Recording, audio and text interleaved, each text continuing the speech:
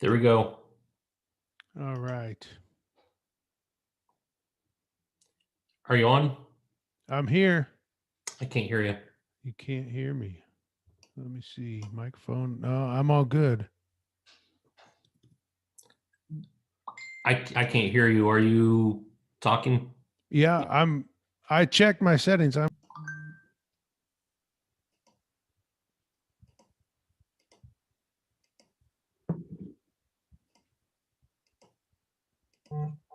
Welcome, everybody. Well, hello. Hello. All right. Thanks for coming tonight. We're going to start in about 3 minutes. Thanks for spending your time with us. Yeah, Welcome so back. showing up early, you get the extra 5-minute banter session where yeah, it's just witty banter for a few minutes because we let people trickle in and then we'll get going. Bonus stories. Bonus stories. You get the sneak peek of the very first slide in Dan Cockerell's slide deck. Got a mask on the photo. Back in another time, another place. Yes, that is a time we remember well. Look forward to it. Dan, have you've been over to the park a few times since masks were in place, right? Yes. Yep. Yeah, I haven't been over there, but I've heard they're very good about it. That you see, for the most part, people are abiding by it. It can do. It can execute a plan. I'm going to fade off the screen real quick. The 5 people that were in the waiting room before we started over, I don't see any of them on here, so I'm going to go back and try to message them. So I'll be here, but I won't be here, if that makes sense.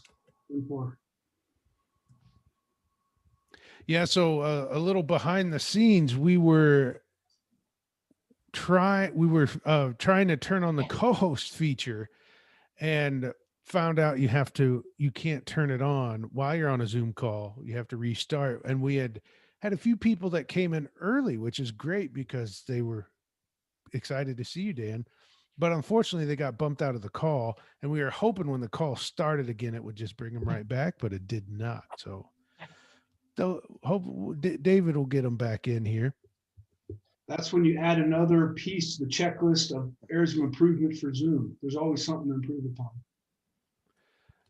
That's right. There is. Yeah. And throughout the last year, as Zoom has been used by more and more people, some of their features have changed so fast, especially around security, that for a while, it was hard to keep up with what they were changing and when they were changing it. And you do was one call, and by the next call, a feature was completely different. Yeah. But I feel like now that we figured out the co-host thing, I'm completely caught up until tomorrow. Yeah, whenever a new platform comes on, there's always a group of misfits and disruptors who like to see what havoc they can cause, which makes the company improve. So it happens fast. Yes. Well, we're at 5 minutes in. Dave, are you all right if we start? Go ahead, because and Dan, you and I will need to discuss how the recording's going, and because I know there's a couple of them that weren't able to make it, so I wanted to make sure that everything's followed as you need it to be, and see if different requests that people had can be honored. It's good for me. You can record and do whatever you want with it. So all right, good. All right, take it over. I'm gonna go mute.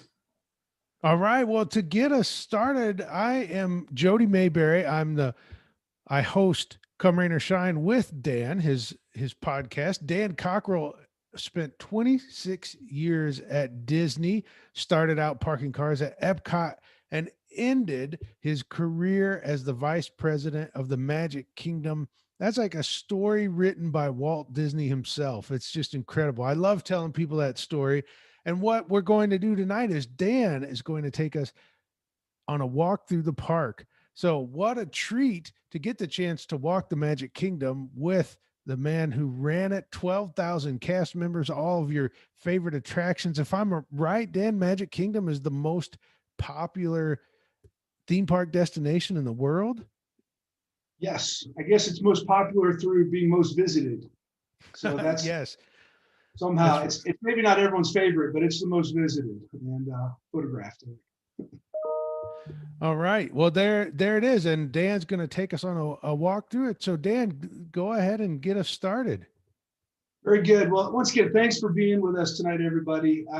Dave Detling and I met a few years ago. He had reached out and we had become friends and had kept in touch. And, through the pandemic and since my wife and I have become scrappy entrepreneurs, we're connecting with lots of people, which has been fantastic. People we wouldn't have connected with otherwise, because as you all know, Disney's a pretty insulated place. You have to register all the people you talk to from the outside. No, I'm only kidding, but it's a very insulated place. So when we first, I left Disney about 3 years ago. This May will be 3 years, and Valerie and I started our own consulting company, and we've been creating material and just kind of telling our story. And we're still on this really learning journey after being with a big corporate, a Fortune 500 company for so long, and it has been great. And so I'll put a lot of the artwork and the details of this presentation to my wife. She's very detail oriented. And when we were first kicking this off, we decided to create some webinars during the pandemic. And one concept, and I won't take you through it, but this had developed over time, and we talked to various people and ideas came together. And someone had said, what if we did something called a walk in the park? What if you can combine the Magic Kingdom with some of the leadership principles and leadership stories, and that mirror your book into one story? And so today we're going to do some of that. I'm going to take you around the Magic Kingdom and share various themes of How's the Culture in Your Kingdom, which is a book my wife and I wrote and came out in August of 2020. And some of the leadership learnings and management learnings I had along the way, and some of the principles here. And so I'm going to take you through the park, and then at the end we'll do some Q&A. And Jody is, he's the ultimate MC. And so as you all go through the presentation, if you have questions, put them in the chat or save them for the end, and we'll have a conversation. And I love sharing this stuff. It is really fun, and I'm really passionate about it. And once again, so glad you all are interested in this. We're going to start on Main Street USA, which is everyone comes through Main Street USA. As we like to talk about, it's the 200% of the park attendance goes through Main Street. 100% go in Main Street, and 100% come out Main Street. And so it's a real important area. Here's a couple photos we dug up. This is my first full-time job at Disney back in 1991, parking cars at EPCOT. A lot has changed except the costume. If you go there today, I think they still have the same costume. And the trams have changed, and I've gotten a bit older along the way. But those were some pretty white sneakers. That was a big standard at Disney. You had to have your white sneakers. And then, as Jody mentioned, through 19 jobs, eventually I've spent 3 years as vice president of Magic Kingdom before leaving the company. And this is the book that we put out August of 2020. As I like to tell people, you can see my boss there, Mickey Mouse. He looks very friendly. His ears are very soft, but he demands his quarterly earnings. So today's presentation is going to be not only about leadership, but also management and delivering results. And I think that's something I learned at Disney over time is, some companies, results are the only thing that matters.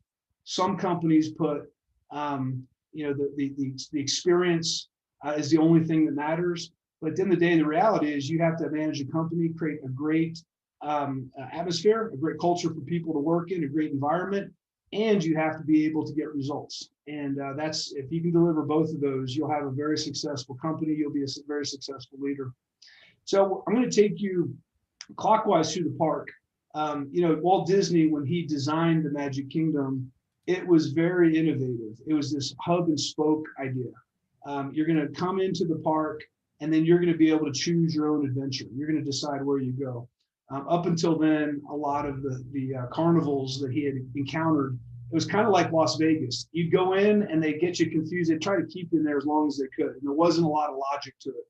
And he knew that when you can create structure and create a storyline to follow, we're just more comfortable. We have a better experience when we know where we're going and we know what the design is. We know how to get back to the center and go on our next adventure. So this was, once again, it seems like a very logical thing now, but at the time, it was very innovative. And the theme park was innovative. Up until then, theme parks didn't exist. And Walt's desire to go beyond animation and create a place that people could be immersed in a story, not only for the immersion piece of it to step into his films and tell a story, but he wanted a clean, family-oriented place where families could create memories together. And I think one of the successes of the Walt Disney Company has been they've never sort of stepped away from that original goal in the 1955. And it just looks different today. The technology is different, how that's delivered is different. But having people have experiences together and have these emotional connections and get emotional connection with a company is one of the reasons I think it's been successful over the years. So, you think about Main Street USA, it's where their guests get ready for the day. This is where they pick up their strollers, their maps, their suntan lotion, their Mr. Fans. They're excited. They're making their plans for the day. They get their cup of coffee as they're headed in. This is kind of my first point around leadership. And it's possibly one of the most important, because if you don't focus on this, nothing else can happen. As a leader, you have to prepare. You have to be ready for life. You have to be ready for your job. You have to be ready for your family. And the way I like to call this is you have to be fit to lead. It all starts with yourself. And a lot of leaders take this for granted, or we're raised thinking we always have to sacrifice ourselves first, and then go out and then take care of everyone else and worry about ourselves. But 26 years at Disney, I really learned, and growing up being an athlete, I learned that your personal fitness is the most important thing. Not only because you'll last longer and you'll enjoy life much more, but if you don't take care of yourself, all the people that you're supposed to take care of, maybe the employees you're leading, your family, your spouse, your kids, your parents, you're not going to be able to take care of them either. I like to compare it to an airbag coming down on an airplane. They always say, you always put it on yourself before helping others, because you need to be in a situation where you can perform before you're going to help other people.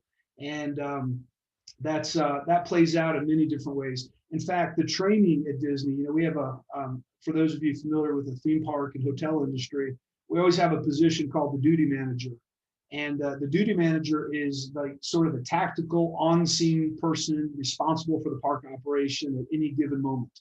If you want to find out who's running the park, you call the duty manager, and there's a duty manager from before the park opens till after the park closes. And they are there to manage any crisis that might come up, any guest situations that elevate, ambulances, you name it, the duty manager is the focus point for the park. And we used to do lots of various tabletop exercises and live exercises around crisis management. What if a tornado hit the park? What if we have an active shooter in the park? What if an attraction, we have an accident? And we play these out, we practice these things. And invariably in the simulations we do, the duty manager goes right into the middle of the situation, and the person doing the simulation always has them get injured or killed. And it's a lesson for everybody.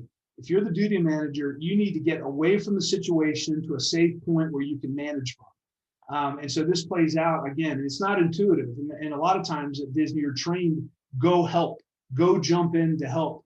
And that's true most of the time, but there's situations you're not supposed to go and help. The best you can do is take care of yourself so you can manage that situation. So when Valerie and I were putting the book together, we came upon this and talked about this, what it means to lead yourself. And we came, and I'm going to present that to you. But the editor, they suggested that we put all this lead self stuff at the back of the book. They said, Dan, you're writing a leadership and a management book. And when people start reading this book, they're going to say, it feels like a self-help book. I was looking for management and leadership principles from Disney, and you're telling me that I have to exercise and I have to eat right. This has nothing to do with that. And so we sort of pushed back and said, no, we want it to be at the beginning of the book, because if we put it at the back of the book, we're going to do what most people do with their lives. They push back their taking care of themselves. So there's really 4 areas that I like to talk about when it comes to leading self. The first one is the one that's most obvious. And people say, I've had people say, why do you even spend time on that, Dan? We all know we're supposed to stay fit. We all know we're supposed to get exercise. But the problem is, in today's world, with all the remote work happening and all the technology, I was talking to someone today, back in my day, that's when you know you're getting old, when you can say back in your day. Back in my day, I had a Chevy Impala, and if you wanted to roll the window up and down, you had to do it manually, and you got some exercise. And back in my day, if you wanted to go in a building, you just didn't hit the exit button, open door button. You had to open the door all the time, and you had to take the stairs. And so there's all these things that over time we've just lost, just because society has evolved. And you hear about people in these green zones, or I think they're called green zones, around the world, that tend to have a much higher life expectancy. And in Europe and some of the countries, that's the case. And they've written it to many reasons, but one reason is people get physical activity. A lot of people there don't have cars. They have to walk to where they're going to go. And there's exercises built into their life. And so I would call this an epidemic, the fact that we aren't doing as much of this now. Ben Franklin said, when the well is dry, we know the worth of water, right? You don't think about your health until you don't have it. You don't think about water until you don't have it. You don't think about oxygen until you don't have it. And all of a sudden, it's pretty important. So as I've gotten older, I realized not to take this for granted. And I'll tell you a little story. If we go back just about a little over a year, 2 weeks ago, my wife and I we were in Peru working for a company, and we got back. We went to Clearwater Beach, and I was doing a speech over there. And I went down to go swimming that morning before the speech. And I came back to the room, and Valerie said, "Wow, that was a pretty quick workout. You didn't really give it your all today." I said, "Well, I got 20 laps in, and I felt this pain right here, and my left arm felt weird." And she was like, "What's going on?" I said, "Well, it's the second time it's happened, but it's only when I exercise." So, of course, the moral of the story, I'll give you the spoiler: listen to your wife or listen to your spouse. So we went, after that speech, I went directly to a health clinic. If you want to get to the front of the line at a clinic, tell them you have chest pain, get you to the front every time. Now, once you get in, it has to be true. But I went there. The next day, I went to a cardiologist. The next day, I did a stress test. And then 72 hours later, I was getting a catheterization. They put a line through my wrist to go see what was going on. Because we're pretty fit, we eat right. There was really no reason I should have an issue. It turned out my LED artery, the one that they call it the Widowmaker, that gives blood to your heart, was 95% blocked. And they put a stent in, they opened it up, and I was running 2 days later. That's the magic of medicine. But I was literally probably days from just dropping dead. Because I had spent, after I left Disney, I'd spent a couple of years busy. I hadn't gotten a full physical recently. And just within that very small period of time, I'd gotten plaque building up. And I've always had high cholesterol. And I knew that someday I'd be on some kind of statin. I just didn't know it was going to be that quickly. So once again, it can happen to anybody. Medicine is incredible. And men are mostly the problem. Men will just ignore it. If I'm not feeling bad, why would I go to a doctor? I don't want them messing with me. It's a big mistake. And it's not only a mistake to you, but it's a mistake to your family and all the people who are counting on you. So once again, I'm not going to preach the physical fitness, and you don't have to be a triathlete. To go take a walk around the block. Take a stroll, listen to a book. Like I said, you don't have to be a super athlete. You just got to get your heart rate up, because humans are supposed to have their heart rate up at some point during the day. That's how we evolved. Moving on to the next one, mental fitness. So we talked about physical fitness, and I didn't get into that, but you got to get enough sleep. You got to eat right. As my trainer used to tell me, Dan, you know what the best kind of sandwich is? Half a sandwich. So I've always remembered that. Just eat smaller portions, and it takes some discipline. Mental fitness is the next one. A big part of this is just having the right mindset. And as I've gone through my life, once again, having been an athlete and then working in pretty high stress jobs, this is such an important piece. And I love the book. I'll make a recommendation here. Carol Dweck, and she does a great TED Talk. If you don't want to buy the book, Carol Dweck, D-W-E-C-K, and she wrote a book called Mindset. And it's based on very previous psychology studies. But she laid out, there's two kinds of mindsets. There's a growth mindset and there's a fixed mindset. And it's not only learning what they are, but starting to translate those concepts into your everyday life. That's where a lot of people get educated, but going from having an idea in your head to actually delivering it through actions and behaviors, that's where the most successful people get there. So a lot of people understand they're supposed to be fit, but they don't work out. They're supposed to eat right, but they eat bad food. They're supposed to get enough sleep, but they don't. So it's actually following through and after you understand these things. And the growth mindset basically says you should take every opportunity to learn. You should embrace challenges. The world is changing very quickly, and your ability to keep up and to succeed is going to be your ability to learn and to adapt. What you know today is only going to get you through the next few weeks, and then it's going to keep evolving. And you got to be in that mindset. And humans aren't built for that. We're built for being stable and knowing what the truth is. And it takes a lot of energy to keep changing and keep learning and keep adapting. But it's such an important piece. So I'm going to give you some behaviors between people who have a fixed mindset versus people who have a growth mindset. So people with a fixed mindset, they believe that intelligence and talent are fixed. It's kind of wired into me. Whatever I have is all I have, and I can't improve upon myself. So I just got to use what I have. Effort is fruitless. I can make efforts, but if I'm not naturally wired to be able to do certain things, I shouldn't even try. People with a fixed mindset will even avoid challenges, because when you take on a challenge, there's always a chance you're going to fail. And people with a fixed mindset hate failure because they let failure define who they are. They don't see it as a moment in time and a learning opportunity. They let it define themselves. And it's not a very healthy way to look at things. They will ignore feedback. They don't want feedback. It's kind of like as they say, the emperor has no clothes. I'm going to pretend I'm doing okay. You pretend I'm doing okay, and we don't have to have any conflict here. Versus people with a growth mindset who say, lay it on me. Let me know where, from your point of view, what you think I can improve upon, which is a very healthy thing to do. They take feedback as personal criticism. They're threatened by other people's success. I'm not going to help you because if you're more successful than I am, it makes me look bad. They'll hide their flaws. They'll go out of their way to not take on certain situations because they don't want people to know their weaknesses, and they let failure define them.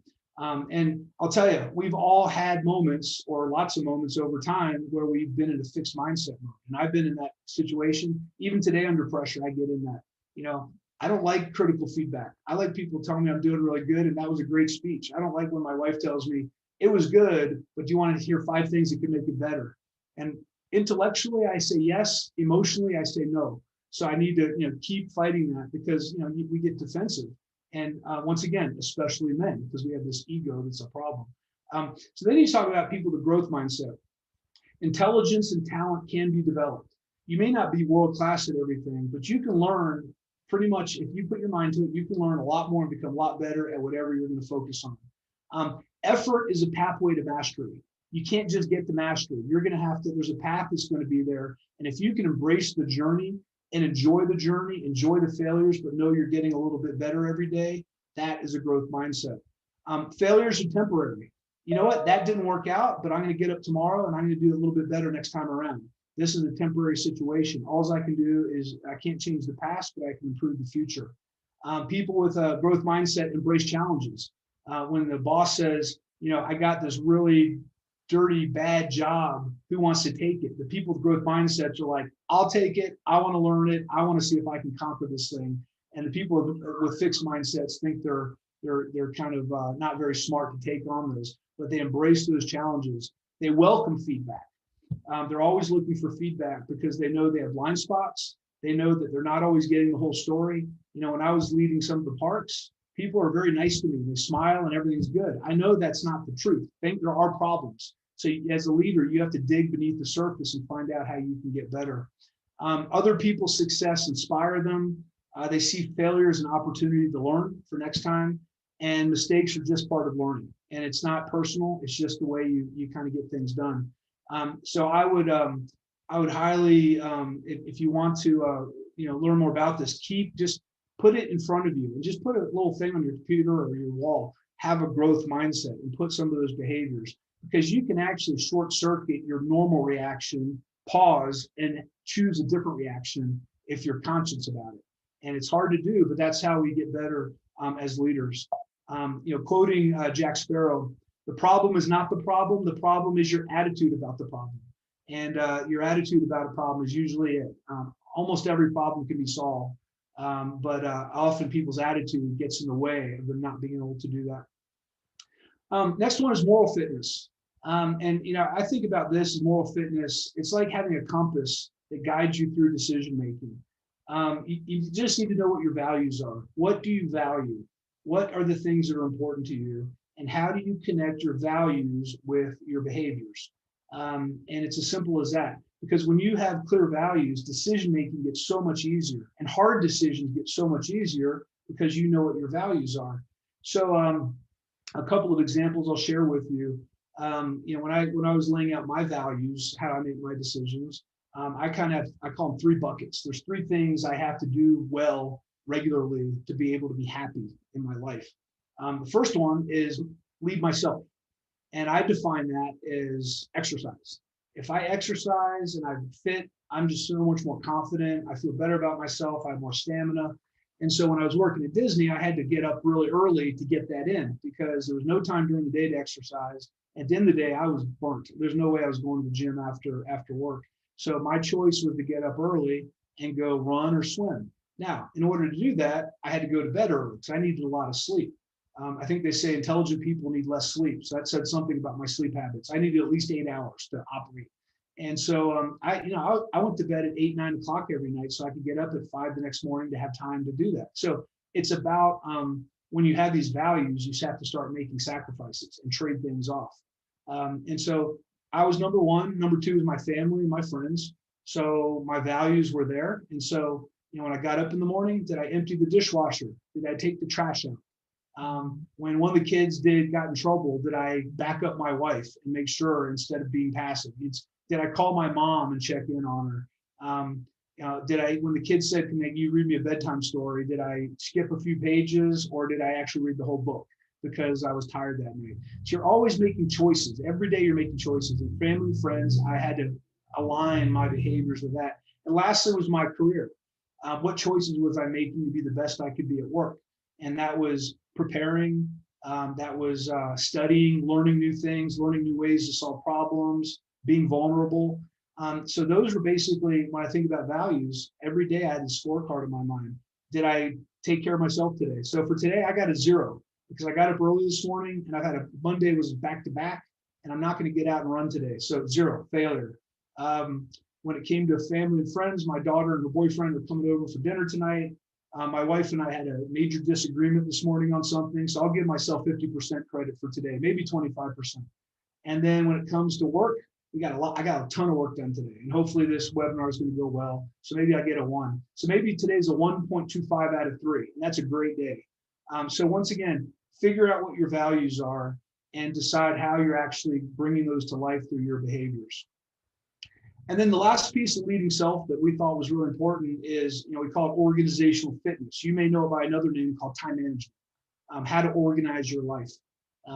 This is one that it's kind of like physical fitness. Everyone knows they're supposed to be organized and anticipate, but a lot of us are in moments where we don't do it right. And it causes a lot of stress in our lives, and it causes us to get off track. So one of the tools that I really enjoy is the Eisenhower matrix. And the way the Eisenhower matrix is laid out on the x-axis, it talks about things that are urgent. And basically something that's urgent has immediate consequence if it's not dealt with. And something that's not urgent does not have an immediate consequence. And importance, I like to define as something that is going to be a major factor in your life. It's going to make a difference in your life. So if I eat today, if I have a nice vegetarian meal, I go to McDonald's, that's really not an important decision, because over that one decision is not going to make a difference in my life. But over time, you got to think about these important things. And so obviously, once you lay out those 4 quadrants, you start to define what activities you spend on and where you should be spending them. So I'll start with the upper right, important and urgent. And this is where we spend most of our time, right? You get a call, hey, we have a customer, they're really mad, a guest is yelling, they found a handgun in the park, we have 2 dopies, this is a problem, they're not 2 dopies, so we got to get on that. You're responding to things that are coming up. Sometimes they're because you didn't plan. Important and urgent is cramming for the exam the night before because you didn't maybe take time to study for it. And most of the time, important and urgent is stuff that's beyond your control. It's your boss calling saying, I need this report by tomorrow because I forgot about it. Now it's your problem. So the idea here is you need to plan for the unpredictable. The way I thought about it was I would not overcommit my calendar when I was working in theme parks. A lot of leaders, they have back-to-back meetings to get all the work done. And then when someone texts them or emails them or calls them about an emergency, their whole day gets interrupted because they got to go deal with this. And the reality is being interrupted and dealing with issues is usually our job. All the other stuff is just the stuff to keep the wheels turning. So what I learned over time is keep openings in your calendar so you can respond to things and you don't get off track, and commit to less things over time so you're present in the operation. That's a big thing with leaders. You need to be around. Setting expectations and then monitoring from afar is not leadership. And so you got to figure out how to think about that. Now, this is where the gold is: important and not urgent. This is, for those of you who are in your 20s, this is opening up a 401k. This is opening up a Roth IRA and start saving now. Because at this point, if you're in your 20s, your life expectancy is most likely over 100 with the way technology and healthcare and everything is progressing. So the idea is you basically have, 60 or 70 years of compounding interest. Retirement, saving for retirement is important to you, but it is not urgent. It's much more urgent for Jody and I and Dave because we're older. Generally, I didn't see everyone on the screen, but we're close to retirement. So if you don't take care of this stuff, it becomes important and urgent. Stuff like this is getting exercise so you don't have a heart attack. Stuff like this is reading books to your kids when they're little so they get a love for reading. So when they become students, they're able to take on the workload. These are things that we usually don't do because they're not urgent and we let other things get in the way. So what I've learned over time is you have to schedule time to think about these things. You need to take time to think about, as my parents get older, how are we going to take care of them? Am I going to have enough money for retirement? Am I thinking about the future? And you need to block time to think about this. If you don't have a financial advisor, get a financial advisor, start saving, and they can do all these models for you. And they can tell you how much money you're going to have at a certain age. And most people are so intimidated by that and don't want to think about, I remember when I was 21, I'm like, I'm never going to be 52. I don't have to worry about that. That's forever. And here I am, 52. It happens. So this is important to think about. And you should schedule time. I used to schedule time once a month for a half day on my calendar. It just said, think time. And it was blocked. It was a meeting. No one would take that time away from me. And it was an opportunity for me to go think about, how am I doing with myself? How am I doing with my family? How am I doing at work? Are there behaviors or routines I should change to get better? And it's just a time to reflect. We just don't reflect anymore. We just go, go, go. And then, obviously I didn't get into boxes. Things that are not important, not urgent. You may spend a little time there, but don't spend a lot of time because they're not worth much. It may be maybe a blow off some steam playing Candy Crush, but it's certainly not important. It's not urgent. And then you have these things that have a high urgency and low importance. And these are things that people put on you. You don't know how to say no. You haven't set up your credit card for auto pay. So you got to go do these things that are urgent. They're going to have an impact, but they really don't matter. So can you delegate these things? Can you automate these things? Can you push them out of your life so you're only focused on important and not urgent and important and urgent kind of things? And there's a ton of material online if you want to learn more about this. Heading into Adventureland. Now we're getting into a little bit of a leading team. And these are all explorers you may recognize. Sir Edmund Hillary, Neil Armstrong, Jacques Cousteau, Magellan, Amelia Earhart. They're all adventurers, but they had one thing in common. They had great teams to support them. We remember their names, but we don't remember the names of the teams. but they didn't do anything by themselves. They had an incredible team around them. They knew how to put people who were talented around them. In fact, Magellan never completed his journey around the world. He died in the Philippines, and Elcano, his second, made it back to Spain. But you never hear about Elcano because he was the one, but he had a team that was able to take care of this. So as in a leadership role at Disney, as I got bigger and bigger responsibilities, I realized more and more how important it was to have the right people around me, because I didn't have enough hours in the day. I didn't have enough intelligence. I didn't have enough experience to be able to do all the things a team could do for me. And so I had to start thinking of, how do I fill in the gaps? How do I get the people who are going to think about things I'm not thinking about? How am I going to get people to see the blind spots? How am I going to get people who are smarter than me that are going to come up with suggestions to make better decisions? Because as a leader, your job is not to get things done. Your job is to make sure things get done. And there's a big difference between those two things. And it's a big step a lot of leaders struggle with, is going from being self-reliant to counting on others to get things done for them. You got to trust people. You need to learn how to delegate, let go. There's a lot that comes with that. So one of my favorite quotes, African proverbs, if you want to go fast, you go alone. And if you want to go far, you go together. And I saw this happen all the time at Disney. Sometimes my ego got the best of me, and I tried to go fast and left everyone behind. And then I got stuck out on this island. And then the legal department called and said, you should have called us. You didn't think about this. Or the operations group called, and all of a sudden I'm like, why didn't I take everyone with me? I can't go do this by myself. But once again, your ego gets the best of you. So if you in today's world, you have to learn how to collaborate with people, because it's just too complex to figure out how to do things on your own. So when I think about the power of teams, when you're thinking about people you want to associate yourself with, and this is not just for work necessarily, this is just, I think, in life. If you can put diverse people around you that have different talents, different point of views, different experiences than you do, your learning is going to accelerate. The thing is, we all have confirmation bias, right? When we interview people, we're more comfortable with people that talk like us and look like us and sound like us. And when they walk out, we're like, wow, I like that person. Well, yeah, you do. They're like you. So you got to figure out, who are the people who are asking questions that make you feel uncomfortable? Who are the people you have to have a conversation with before you understand, because you don't have that same background? Those are the people you need to have on your team, because those are the people who are going to help you innovate. They're going to show you new possibilities. I saw this happen in person when I was, in the parks. I was an operations guy, and for years, to be a vice president of a park, you had to grow up in operations, because you knew the terrain, you knew how to operate, and that's what you needed. And then all of a sudden, the company started bringing in people who had been industrial engineers or people who had been in business development. And they started asking questions in the meetings. And I'm like, oh boy, I better catch up. I didn't know you could ask that question. I always thought about the business in a certain way. And when you get a guy that ran the San Francisco Transit Authority and has come in and now runs EPCOT, he's asking questions. And I'm like, wow, that's a whole different point of view. And the value add was just unbelievable. And so these were people who had an analytical point of view, and they had this operations leadership point of view. And it was just, not only were the answers interesting, but just even asking the questions was interesting.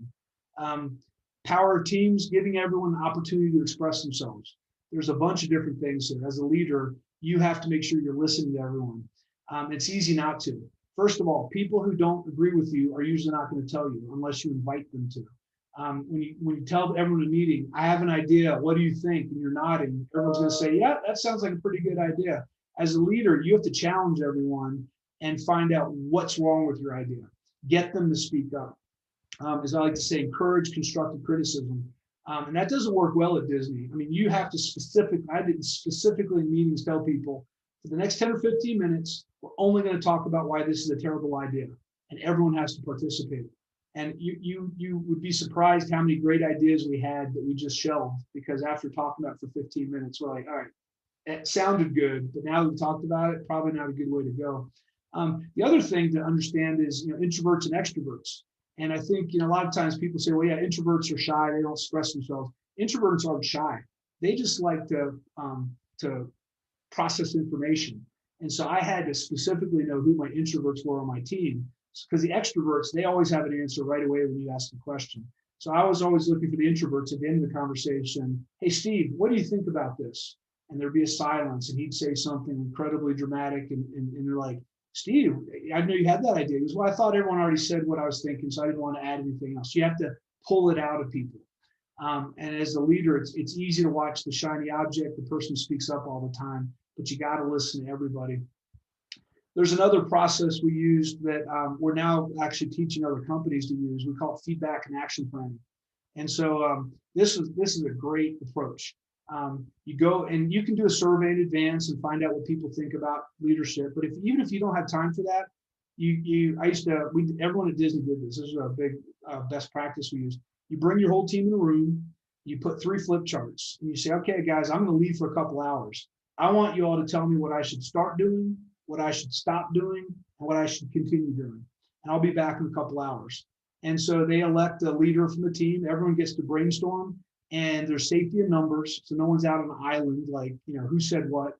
The group agrees on it. And as a leader, you come back and they tell you, all right, Dan, we talked about either what you should start, stop, and continue doing, or what we think the team should stop, start, continue doing, running this park or this hotel. And it was incredible. And so you have to have a thick skin. You have to be ready to deal with it. The best thing to do, if you get the feedback, you got to follow through. If you're going to have the feedback and action planning and not follow through, don't even do it to begin with, because you're just going to have less credibility than you had to begin with. But you got to be ready to hear what people say. And so I'll give you an example. I'm big on consensus. I keep my mind open all the time. When I did my Myers-Briggs, I never like to close a decision. So I always think there's another better decision to make. That's a problem in operations, because sometimes you just got to say, look, this is all the information we have. We got to make a decision. And I would always keep the door open. The team told me, they said, Dan, you let decisions go way too long. You need to raise your hand, pull out your vice president card and say, we're done with the conversation. This is the decision.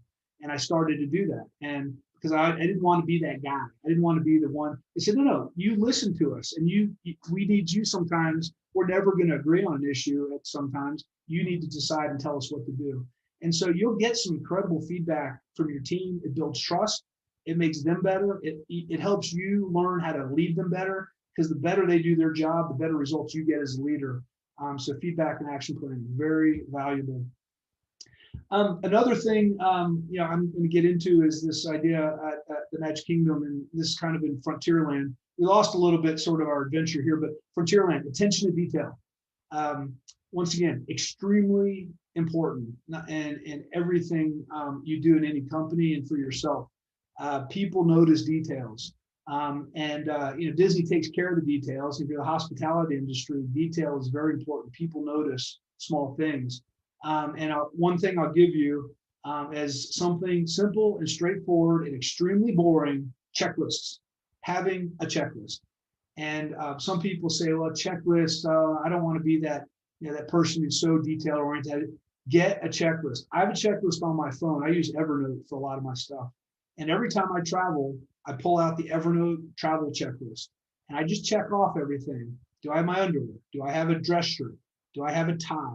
Do I have a belt? Do I have my running shorts? Do I have socks? Do I have my deodorant, my toothpaste? Every time I do my checklist, and I end up at the hotel, and I have everything I need because I have a checklist.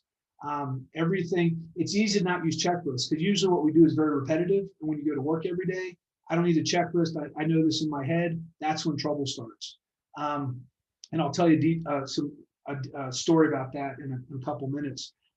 Something else that I think is very unique at Disney are quality standards. And for those of you who have worked at Disney or studied Disney, I'm sure you know what the quality standards are. We call them the 4 keys. And they really, I think, set Disney apart from a lot of the competition, because we have standard operating guidelines or standard operating procedures at Disney. You have to have a manual that says how a place is supposed to operate, every attraction, every restaurant. But the problem or the issue is, in operations, there's lots of decisions that have to be made every day that don't end up in an SOP, because you have a guest who has a situation that's not something we didn't think about. And instead of trying to write this encyclopedia of answers that no one's ever going to remember, it's much better. Give people criteria on how to make decisions, and then let them make the decisions on their own. And for me, this is one of the biggest well-known secrets of how great companies run. They have very clear quality standards. So the first day you go to Disney, you go to traditions. And the first day in traditions, you learn about the 4 keys. And you learn on the first day about safety, courtesy, show, and efficiency. And even if you haven't been to your job yet, by the time you walk out at the end of the day, you know that safety is the one non-negotiable. You never put yourself in an unsafe situation. You never put a coworker in an unsafe situation or a guest. And even if you're not trained yet, if you have an unsafe situation, you can do whatever it takes to fix that situation, get out of that safety moment. You can sacrifice courtesy. You can sacrifice the show. You can sacrifice efficiency because safety is it. Next, courtesy. Be nice to people. Next is the show. Wear your name tag. Don't be texting while you're out on stage. Wear the right color shoes. Everything's part of the show. And lastly is efficiency. And efficiency comes last because efficiency always wants to be first. Everyone wants to always do things faster and more efficiently and cheaper. And what we said is efficiency is still important, but it can't be at the expense of safety, courtesy, and show.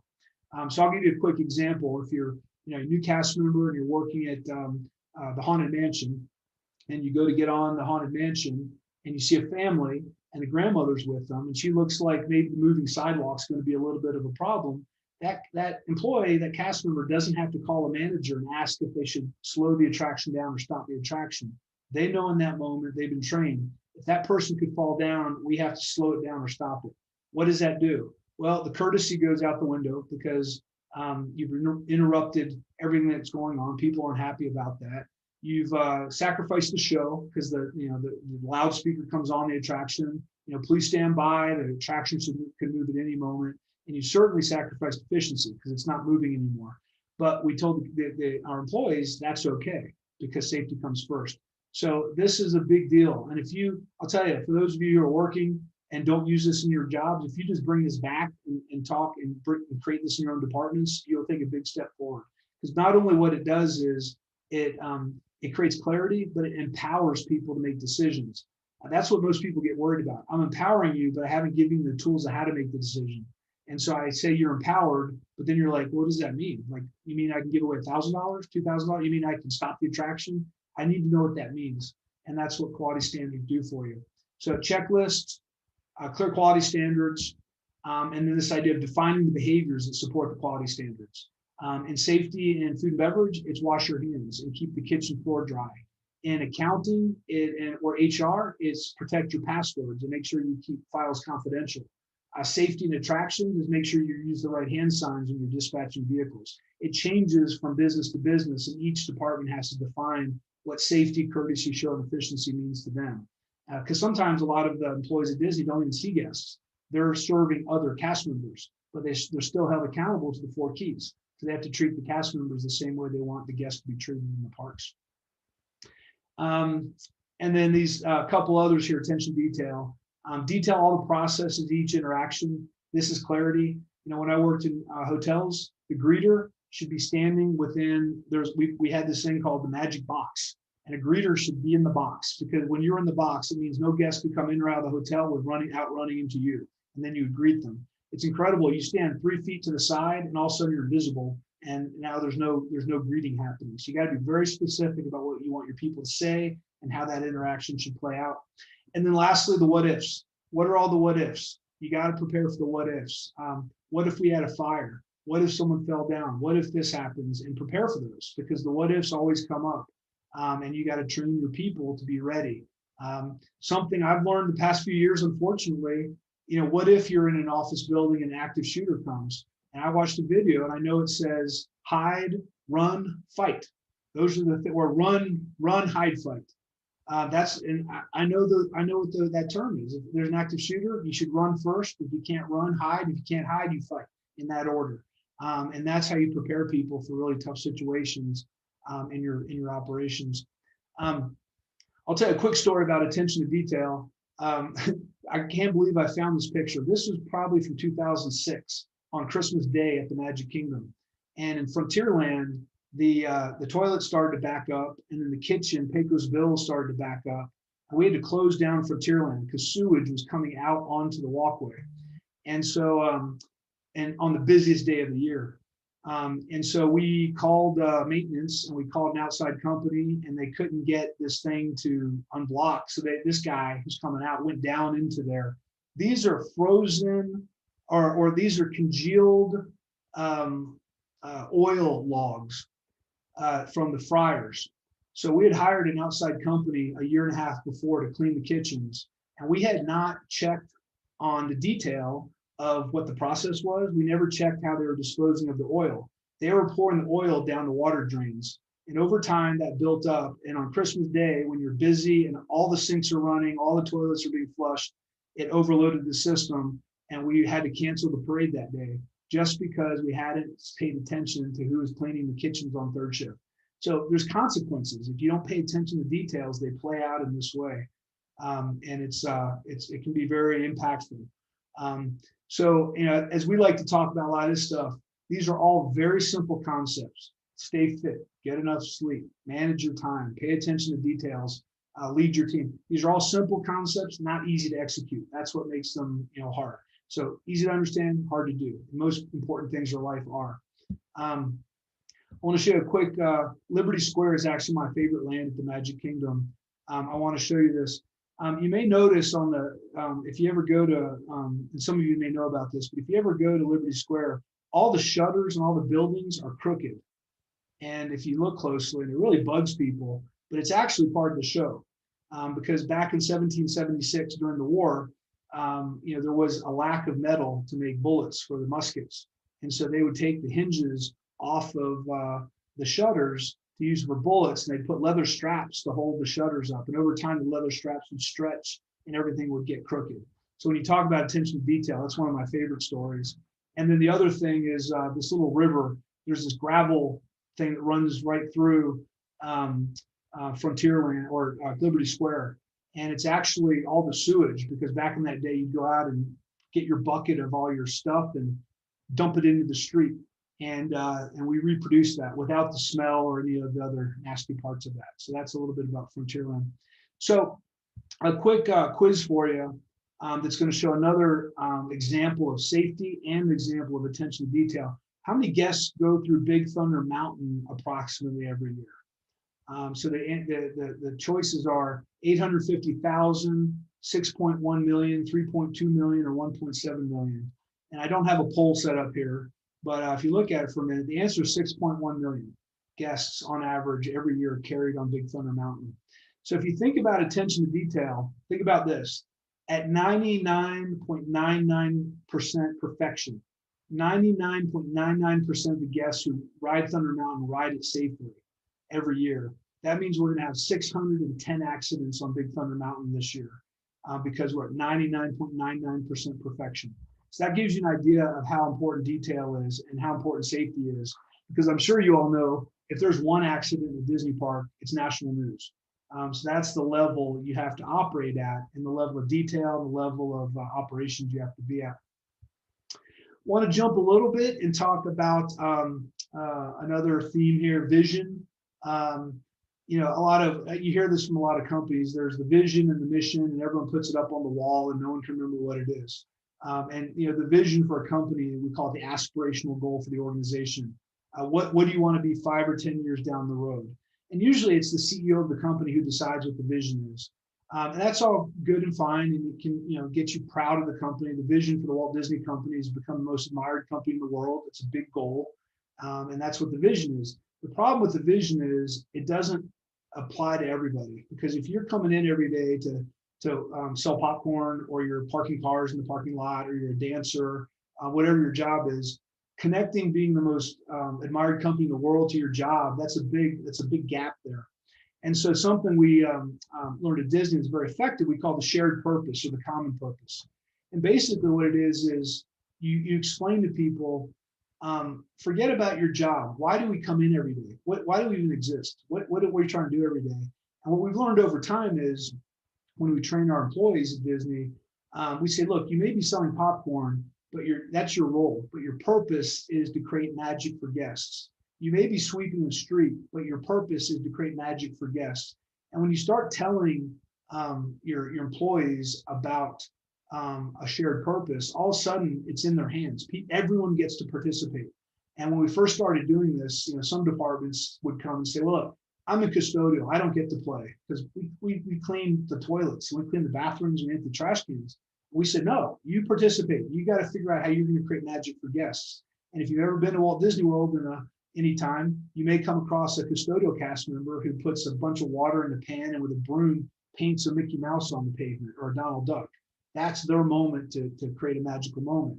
The housekeepers, at the All-Star, 95% of the housekeepers, English was a second language. A lot of them couldn't even talk to the guests and be able to have a conversation.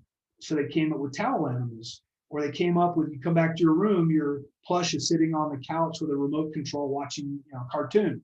You create these magical moments for them. So everyone gets to do this, and any company can do this. It's not just Disney that does this. So what can you do in your business, in your jobs, to create this memorable experience for your customers? There's lots of different ways to do it. You just have to be creative about it. And it makes work a lot more fun because, a lot of jobs at Disney are very repetitive. And if you don't give people another reason to be there, you can get kind of burnt out. So you need to have some hope here. The other thing I want to share here is this piggy bank. Here's the reality of Disney. Disney goes through your heart on the way to your wallet. So this is not like just being nice. Magic is not just like there for fun. We know when we create these moments for people, they're much more likely to come back. They're much more likely to refer a friend or talk positively about the experience. And that's where we make our money. So not only is this a fun thing to do, it is a great business strategy.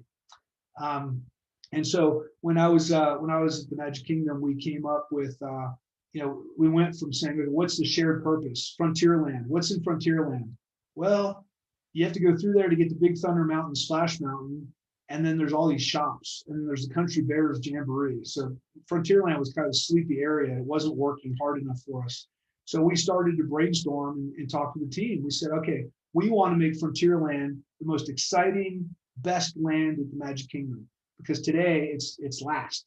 And so we started to brainstorm and got the team involved, and we started to bring the bears out. But you know what? A bear in a meet and greet line is not fun. But when they're walking around, roaming around, sneaking up behind kids, all of a sudden it's a whole new experience. We created I'm trying to remember this, the Jamboree. Everyone would come out and dance a few times a day. The cast members, the entertainment, all the bears.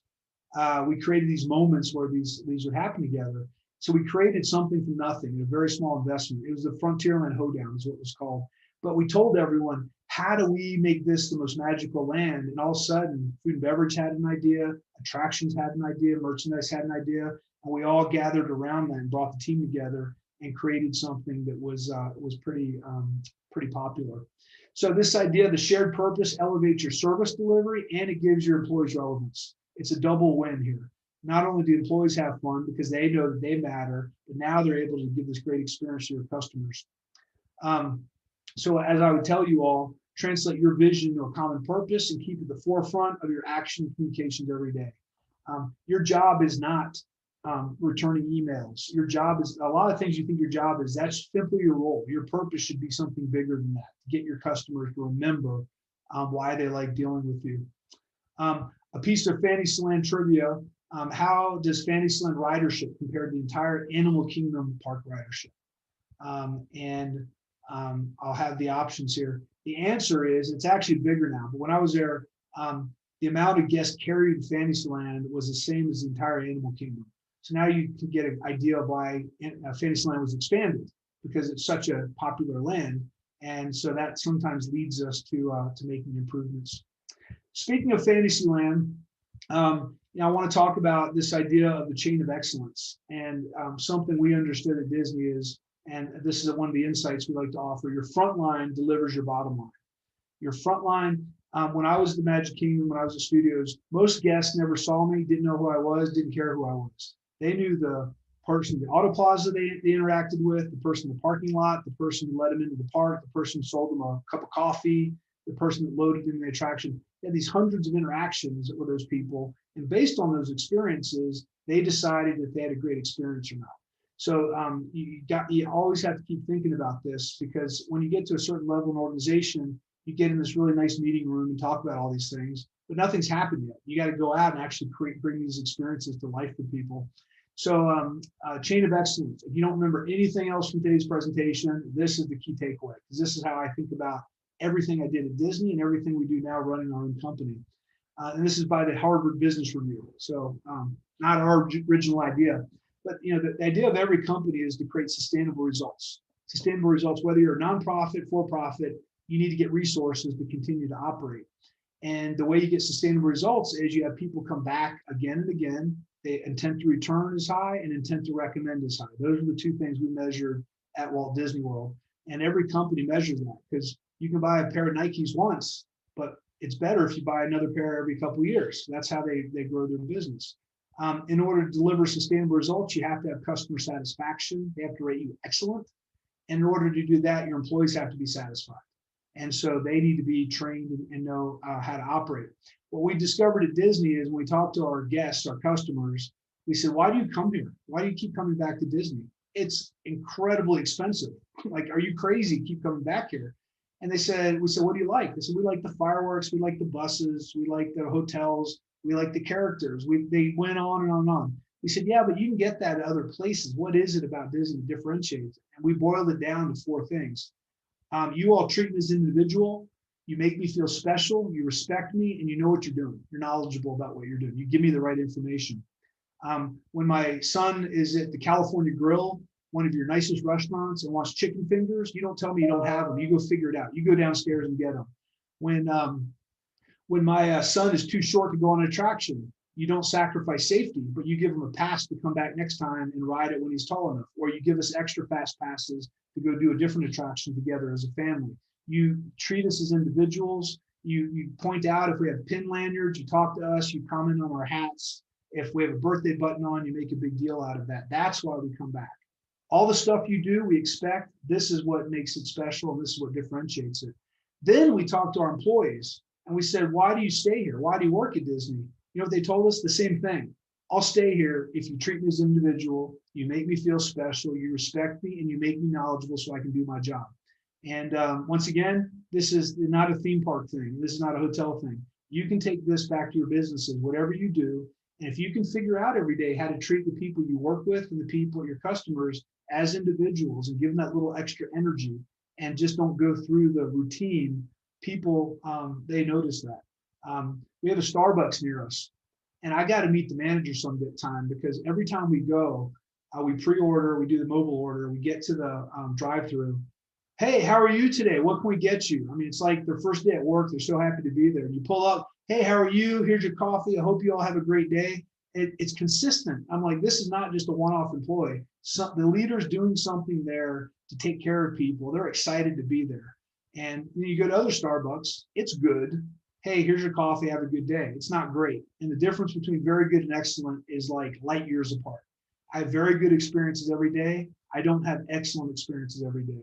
And if you're in business, if you don't provide excellent experiences, excellent products, you're going to go out of business.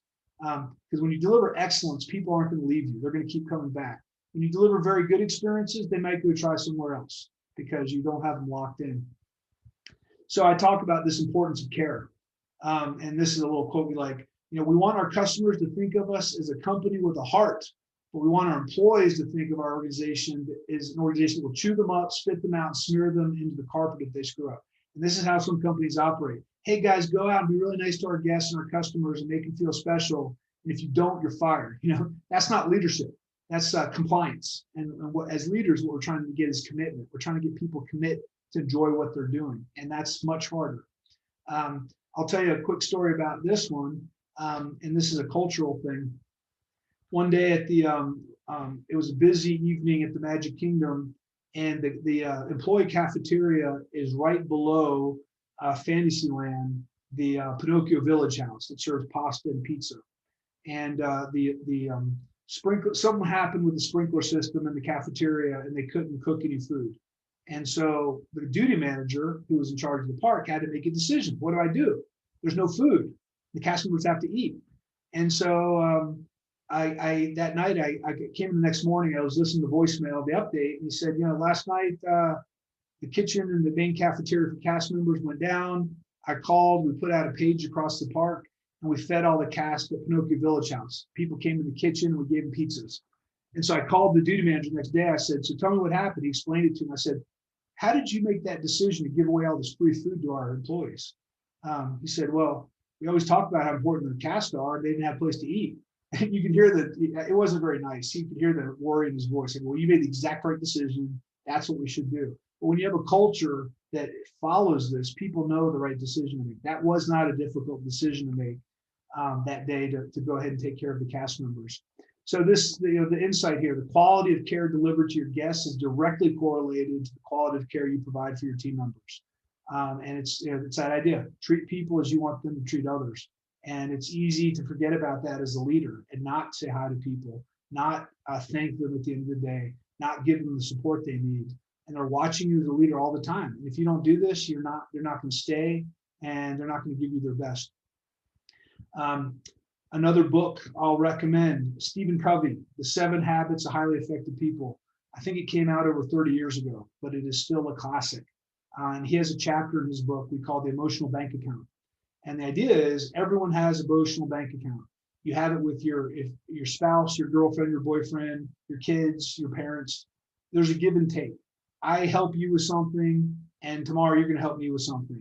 And there's this exchange going back and forth. You have that employee who says, I got to leave early today. I have a family emergency. You have a choice. As a manager, you can say, you need to stay here. We need you here. Or you can say, you know what, I'm going to let you go. Hope everything's okay. Fast forward 3 weeks later, we're extending park hours tonight. I need you to stay later. I can't stay later.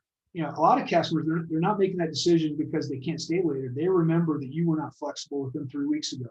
And so you're always having this exchange back and forth, helping people, and they're helping you and you're helping them.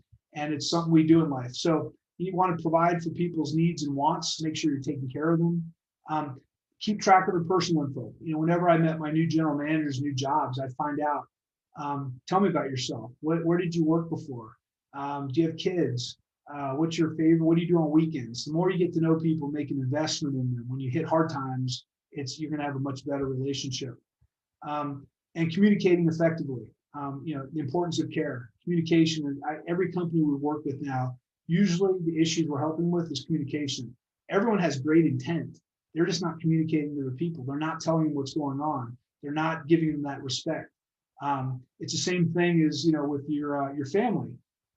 You know what? I think my kids know, my wife knows I love them, but I better say it. I better communicate that effectively. I don't want to assume they know that.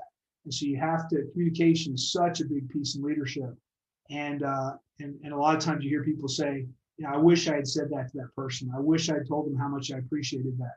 Don't hold back. Let people know how much you appreciate them, because it really does show you care. And it makes that, that deposit that it's going to come back and help you later. Now, the last chapter here, Tomorrowland, looking and preparing for tomorrow. As Lumiere said, you must be bold and daring. So, preparing for tomorrow, as we're thinking about this, there's some things if you're preparing for the future. And this, I'll tell the story about this, but you talk about, evaluate the use of current assets, right? So if I go back 5 years, there was turnstiles at the Magic Kingdom, and you had to go to a machine to get your fast pass. And we questioned, how do we prepare for tomorrow? Because all the guests that are coming here today, they want to do everything on their cell phone, their device, their smart device. And we said, well, no one else in theme parks is really using it. They said, no, it's not theme parks. It's everything else they're doing in life. They're looking at theme parks saying, everyone has an app. Why don't you have an app? And so we had to start to say, well, how do we take what we're doing today and convert it to what people expect today? And there's a lot of conversation around that. And, the FastPass Plus came to life, and you can book online reservations now, and you can do mobile order on your app. So this idea of constantly looking for a different way. It would have been easy for Disney to say, look, we're Disney. People are coming here anyway. We're not changing what we've done. But that's a problem, because people want their experience delivered differently. This is a whole topic in itself, but this idea of thinking laterally about your business. What if we did X? So I have a couple stories. During the pandemic, there's a pizza place in downtown New York City. Basically overnight, they went from delivering pizzas to they can only sell slices now. And you can't make enough money selling slices. So well, what do we do? How are we going to do this? People can't come in our restaurant anymore. Everyone's locked down. So they brainstormed, and they realized that hospitals needed the protective equipment, and it turns out that their ovens go up to like 800 degrees, which is hot enough to produce these masks. So these pizza places started to make plastic masks. So they totally took themselves out of that and said, okay, what if we went and did this differently? What if we just thought differently about what could happen? And this is what happened when it kind of ironically, it's going away now, but someone said one day, what do you hate most about travel? A lot of guests said, I hate luggage. I have to bring the luggage to the airport and check it in, and I got to go pick it up, and I got to lug it all around. If I didn't have to deal with that, that'd be great. So we started with, what if you could check your bags in at any airport around the United States, and the next time you saw it, it was in your hotel room at Walt Disney World. So we worked on it, and finally we figured it out. You know what? If we mail people a tag and we make a deal with the Orlando International Airport, we'll put them in a separate sorting area, and we'll put them on trucks and deliver them to hotels, and we'll cross-reference them, find out what people's room numbers are, and we figured that out. What if we didn't have turnstiles in the parks? That's impossible. You have to have turnstiles. You can't do it any other way. Well, if you go to Walt Disney World today, you have V's. There's no turnstiles. You can go right in with your family. There's no gates to open for strollers and wheelchairs, and the system works. So this idea of what if, it's the two guys that walked out of the bar many years ago and said, you know what, we can never get a cab. What if every car was a cab? That's impossible. Now today you got Uber and Lyft and all these services. So everything's possible. You just got to get yourself out of your normal thinking. Inviting all players to the table. We talked earlier about leading teams and having different perspectives. When you get experts up to the table and non-experts and you let them talk about an issue, they will come up with so many interesting ideas and solutions that are non-traditional. And if you're an expert, sometimes the biggest sticking point is you're an expert and you can't undo your expertise. You can't think differently. So you got to find other people who aren't experts, because they're going to ask very simple questions, and you're going to get to better answers. And then this last idea is an important one. If you want to have an organization that's thinking about the future and preparing for tomorrow and being creative, you have to celebrate all ideas and suggestions regardless of merit. Sometimes we only reward people who give the ideas that are good and make us money, or the ideas that we follow through on. And we tell other people, well, that was a bad idea. There is no bad idea, because usually an idea will lead to something else that leads to something else. And the first time you tell someone they have a bad idea, you're never going to hear a peep from them ever again. You have to celebrate it. You have to, and I would constantly have conversations with employees in Magic Kingdom. I have an idea, tell it to me. All right, I love the fact you thought of it, but here's 3 things I think could be a problem with that, and here's what they are. So you got to give people their due date, because people want to participate. And even if their ideas could be implemented, they still have to be respected for that. And to prove that there's opportunities all around you, and I'll share one example here. This is the Tomorrowland Terrace. In the background, you can see Main Street USA, and on this side of the photo is Tomorrowland. And right in the middle is the Tomorrowland Terrace. It sat there for years, closed during the slow season and only open on really busy days to serve food. And it was kind of like, we were like, should we just tear it down? It's just this big concrete thing. It doesn't serve any value. And when we were challenged to get more revenue, someone said, well, it is a pretty cool place to watch the fireworks from. And someone said, yeah. And the food and beverage place is right there. What if we started serving desserts and we had people watch the fireworks sitting down in front of the castle? And it went from this big thing we were thinking about tearing down to like an operation that probably clears $5 million a year now in dessert party revenue. And it'd been sitting there for all those years, and no one ever thought to use it differently at night for that use. So once again, the point is, it's not about just being smart it's about thinking differently about what you have. One other example I'll give you, I can't wait to see this. When we decided to build Tron when I was at the Magic Kingdom, I haven't been back there lately, but I think it's getting there. It's going up. It's going to be probably open the next 6 to 12 months. But we talked to the team in Shanghai who had opened Tron, and we said, okay, what can you tell us about this attraction we need to know? What should we fix? And they said, well, look, here's a big problem. You can take your bag on almost every attraction at Walt Disney World. But Tron is one of the first ones. You can't take a bag because you're on the light cycle. You can't have your backpack. You can't have all your stuff. And people don't want to leave their valuables out by their stroller outside the attraction. So they said we had to build a gigantic locker area just to have people put their stuff away. Now we have to pay all the labor to manage it, and it takes up all this room. And if we did this a different way, we would have done it differently. I said, well, how would you have done differently? They said, we don't know what the solution is, but we know the one we have is not the right solution. So we got a group together and started brainstorming. We started saying, all right, what, how can you, and I forget how it progressed, but we basically came to a conclusion. What if we let the guest have their backpack right up until the point they're going to board? And what if they could store the backpack somewhere? And people said, yeah, but the problem is once they get off the attraction, the backpack's on this side and they're on the unload side, and now you can't get them back to their backpack. And then someone else said, well, what if you had a locker with a wall? And what if you, when you went in, you put the bag in and you closed it, and when you went out, the other door of the locker was the exit hallway. And then when you walk by it, hopefully it's going to light up and pop open for you. And that's what we designed. So I'm looking forward to seeing that at Walt Disney World, Magic Kingdom, when someday I get to go see that, if they actually followed through on this design. And so we saved millions of dollars in labor, millions of dollars in infrastructure, because we thought about it differently. And there's opportunities in front of you every day to think about things differently. So, the recap here, if you're going to change things, get support from enthusiasts. Most companies, only 10 or 20% of people are enthusiastic about change. The rest are either neutral or negative. So you got to get the people who are excited. Explain why you're changing things. What's the point? Why are we going to make this different? Give yourself and your team the gift of time. We always underestimated how long change would take when we were doing something differently. So give yourself time. Don't try to be a hero. Start small and scale progressively. One other book recommendation I'll make is the Medici Effect. It helped me really think about design and innovation much differently. And the idea was, if you can create the smallest executable step to test, that's always the best. Don't spend hundreds of thousands of dollars to get to a test. Start something very small and see if it works. And if it doesn't work, you haven't lost a lot of money, you haven't spent a lot of money. In fact, we used to build the queue lines out of masking tape in a warehouse. How are you going to load this attraction? Well, let's build the queue line with masking tape on the floor. And once we see that works, then let's build some plywood queue lines and see if that works. So by the time we're designing and cutting steel and building the thing, we know this thing works, and we tested it a few times on a smaller scale. And lastly, measure your results against your guest expectations.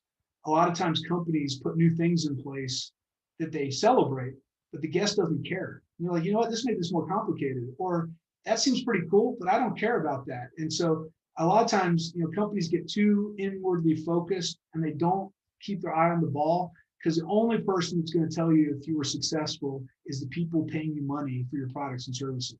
So you always got to come back to your guests and make sure that whatever you're doing is benefiting them and the values there. So as they say at the Carousel of Progress, one of the classics, this was in the 1964 World's Fair. It's still operating at Walt Disney World.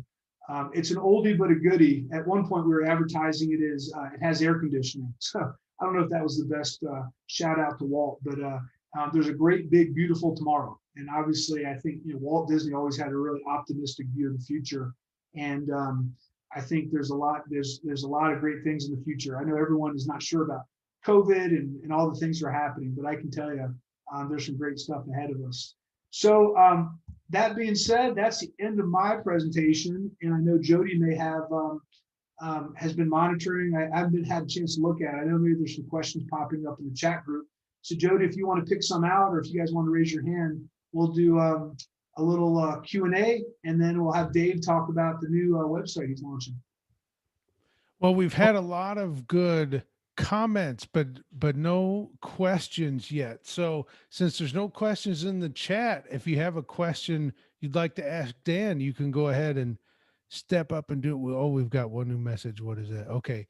So no questions yet. So I see Joe Lynn in his Ford Maverick. That's a classic car. My aunt and uncle had one of those. I used to drive a Maverick.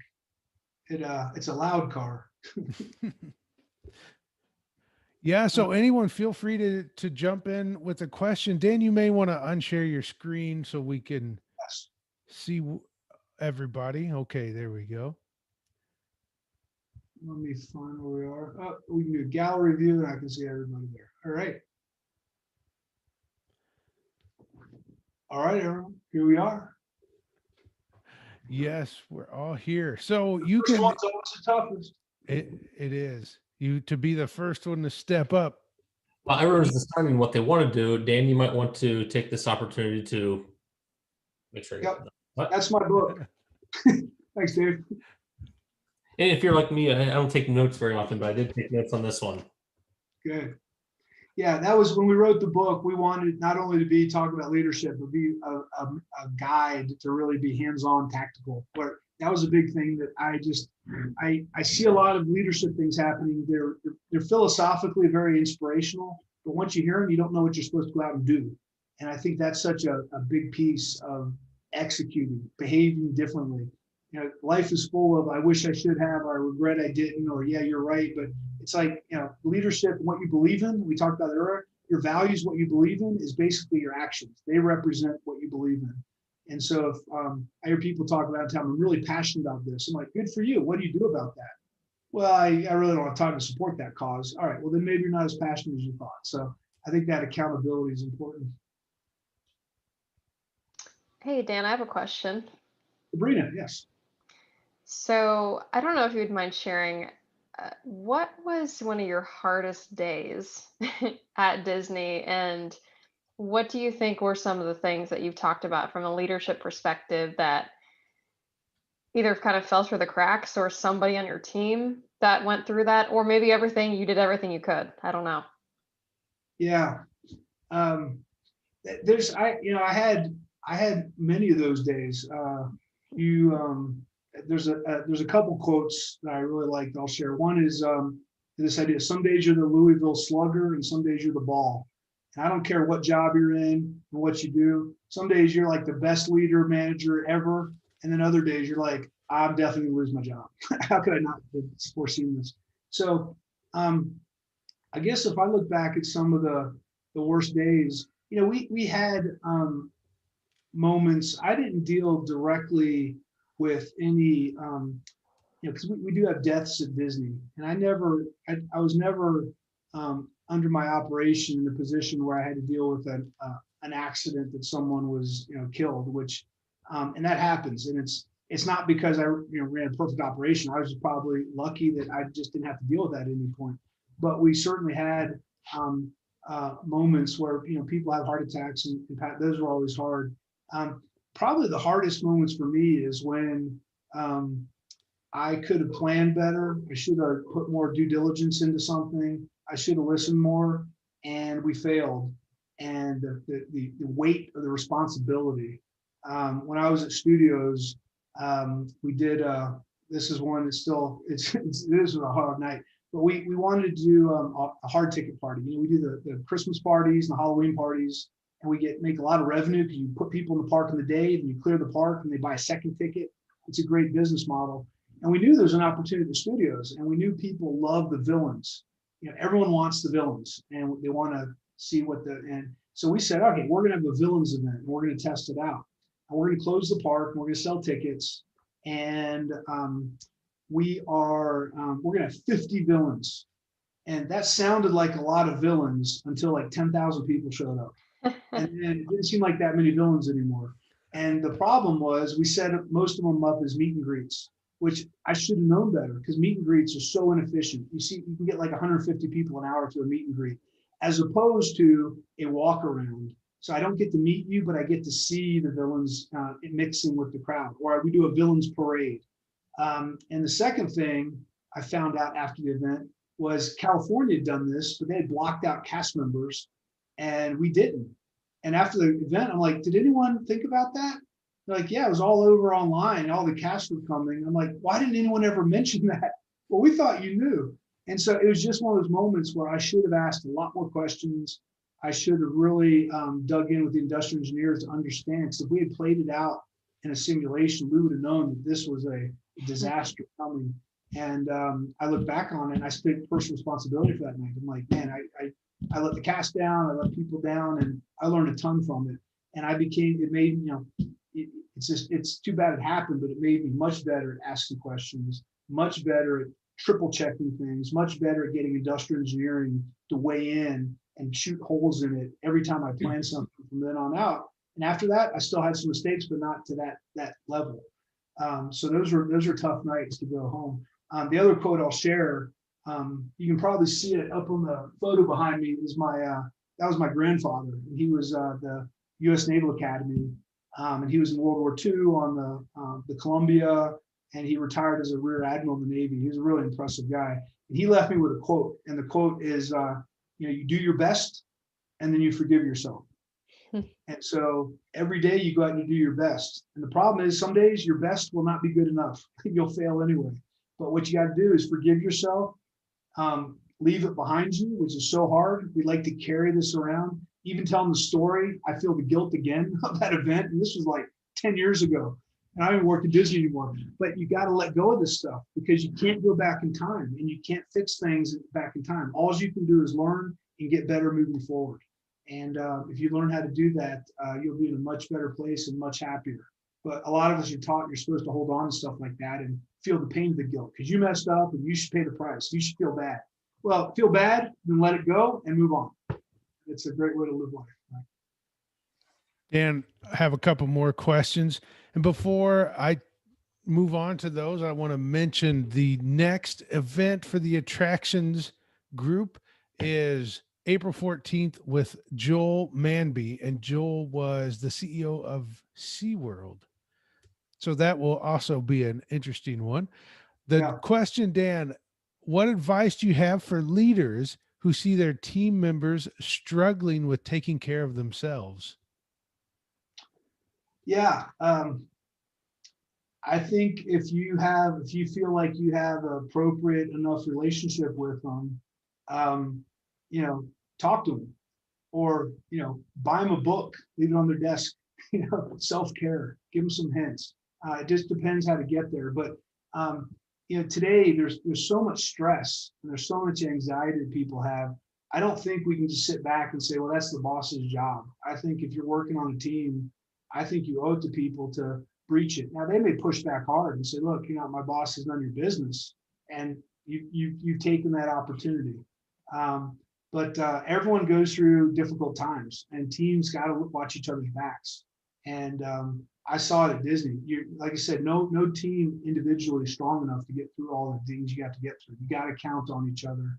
And I had teams that reported to me that were like dream teams, and I had other teams that worked together. And that's as far as we got. So it's chemistry, it's backgrounds, it's personalities. You're not always going to have this great team that's like all, watching each other's backs and has each other all the time. Sometimes you have simply a really good working team, and sometimes you have teams that are just great. And that happens. I don't know why that gels sometimes, but I would speak up and talk to people because you never know that one comment you're going to make, that one little moment of empathy or caring, how that's going to get people. I got home back in 2017 from work one night, and Valerie asked me one simple question: do you still enjoy what you're doing at Disney? And because she'd seen for about 6 months, she's like, there wasn't like this kick in my step anymore. And I was just like, I didn't even notice it, but she did. And that simple question led to us having a 12 months of conversation before I got up the guts and courage to resign and go start our own thing. But I never would have recognized it. Now, she's my wife, so I'm glad she gave me that input. But there's no reason I think any of us should see if someone's in a difficult situation should be at least take an opportunity to get it on the radar that things don't look like what they should. And there may be opportunities beyond that to help them. So a lot of us say, well, it's not my place. It's not my place. But helping other people, I don't know why it wouldn't ever be your place. How far you take it, that's you got to use your best judgment. Yeah, and go ahead.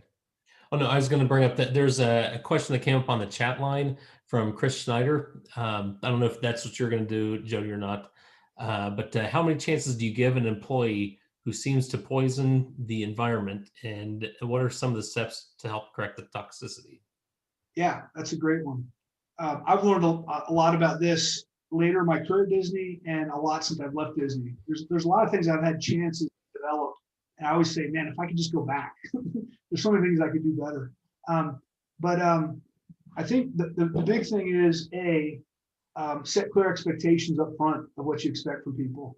I've been in those moments where someone does something And I kind of get frustrated. I want to tell them, but I'm like, I don't even think I ever told them how they're supposed to do it. So who am I to go coach them now and correct the behavior I never made clear to them? So expectations up front is so important. And when I say expectations, it's not telling people, you should ever tell, like for me, telling someone they have a bad attitude is the worst piece of feedback you can give them.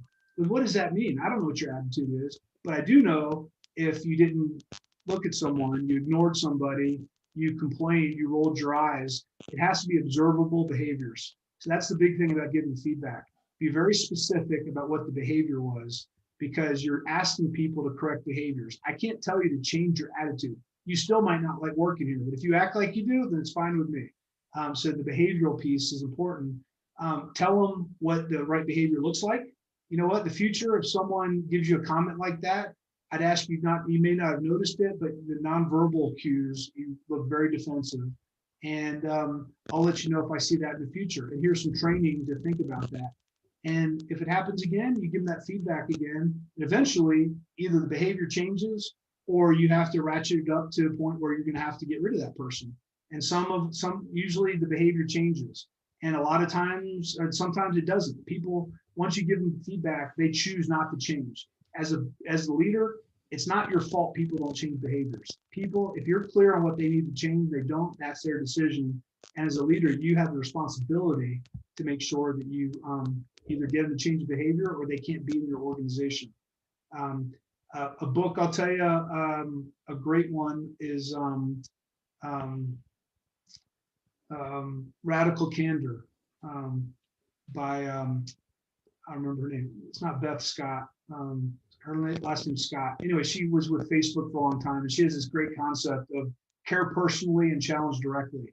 And I would highly recommend, if you want to get better at giving feedback and thinking about how you do that, fantastic book, Radical Candor. Hi, Dan. Hi. Sorry. Hi. I have a more generic question just regarding career advice. So I am fortunate enough to have gotten a full-time position, especially during a pandemic. I'm currently an operations scheduling coordinator at Dollywood, but I would ultimately like to end up with Disney, as I'm sure a lot of people on this call are. What advice do you have for someone like myself who's just getting started in their career, but gaining experience outside of Disney? And what experiences do you think I should seek out to become a more competitive applicant in the future? Yeah, that's a great question. And I mean, Disney's very unique in that sense.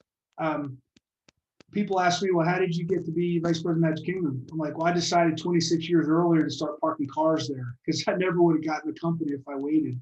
So what I see at Disney is, at least in operations, more than 99% of the people get promoted in operations are at Disney. We have so many talented people there, and we get to see them in action, and we teach them how to do it the Disney way, and we see their leadership skills. So coming in externally into a management role at Disney is like next to impossible. I mean, it's just because that's just the way, it's one of the advantages Disney has. Now, marketing, IT, finance, we recruit people externally all the time because that's a transferable skill, and we can find some great talent externally. But if you want to have a career with Disney, what I told people is move to Orlando, go get your foot in the door. With the union guidelines, every full-time role is offered to an internal candidate first before external. So unless you're in a booming economy and we can't get enough full-time people, it's really hard to even get a full-time job. So you get your foot in the door, you get a part-time job at Disney, and you work someplace else, and eventually you get in a full-time role. And once you're in a full-time role at Disney, then all the doors start opening. If you're a high performer, you can get the management training programs, you can network, you can get to know people, and your path begins. But I've had people call me from various companies, directors, how do I get in? I'm like, I have no idea. I don't know what to tell you. Come here 10 years ago. It's too late now. Because if we always prefer people internally than externally, and when you have so many talented people internally, you just don't have the occasion to go externally very often. So it's not, a lot of people get frustrated by that answer. Like, look, I got 3 kids and a mortgage. I can't get a part-time job parking cars at Disney. Like, I didn't say you have to. I'm just saying that you're not gonna make that change unless you do something that, if you have a skill set that Disney doesn't already have, and they have a lot of skill sets internally. Thank you. Sure, sure. I have a question as well. Yes, sir. In September, I will start to study leisure and event management with a specialization in attraction and theme park management. It is because my dream is to become a manager in operations, and I'm going to do a little bit more research about the function of duty manager. But I was wondering if you have some tips on how to stay at Disney after an international college program, because I'm from the Netherlands. So yeah, I have to do a college program. You can do what I did, just stay in France for 5 years. And I married a French woman. I got my green card. So this is probably not the response you wanted, but it's hard. It's hard to stay because you're going to be on a work visa. And after that, you can enter the green card lottery. You can, a lot of countries, you know, expats usually get, they're sponsored by their companies because they have a skill set they can't get within that country. And that's usually at an executive level. And the other one is marry someone from that country. And, you know, my wife and I have been dating and we're living together. And we said, look, we're going to get married eventually, but we got to do it in the next 8 weeks if we're going to stay together. So we had like a 6-week engagement, got married 2 months later.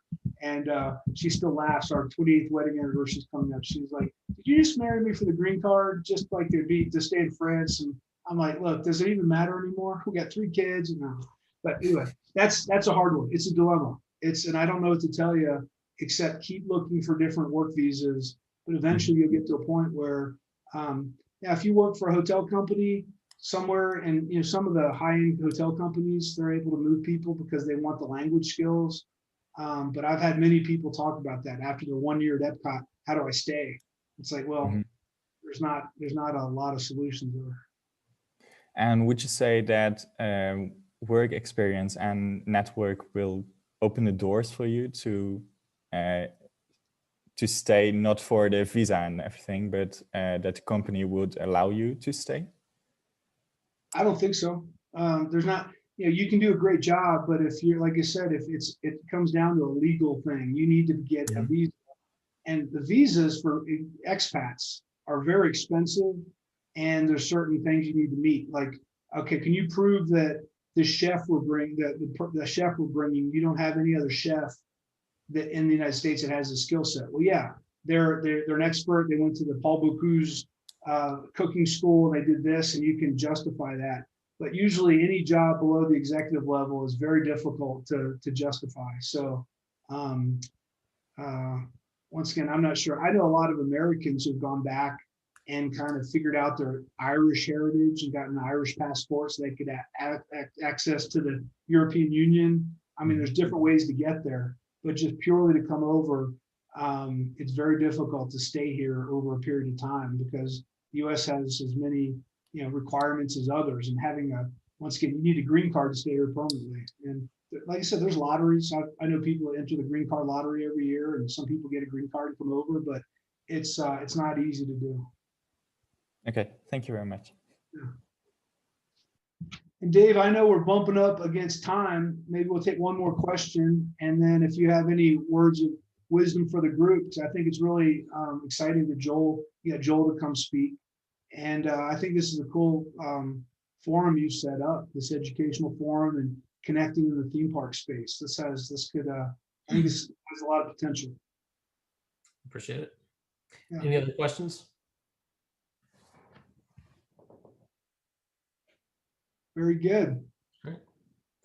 Well, no, I'm glad that everybody who was on here was able to. I was messaging Jody offline, and at my last count, there are 31 people that, for whatever reason, I don't know if it was an external link. I was answering messages the whole time. My phone kept beeping. 31 people were not able to get on. I don't know what happened there or why, but so fortunately, this was recorded, and sometime between now and tomorrow morning, I'll get the link up. But I'm very thankful, Dan, that you did this. It was a good way to start us off, and I hope it's worthwhile for everyone who's on here. And it's something that we hope we're taking from your cue earlier. Start small, scale, and grow with it. And I hope that what is developed here is something that is worthwhile and of value for people that they can use, whether they are just getting started in the industry or they are 15, 20 years in. Yep. Yeah, absolutely. There are power in networks, and getting to know like-minded people is a very, very valuable thing as you move on in your career. So I think this is a great starting point.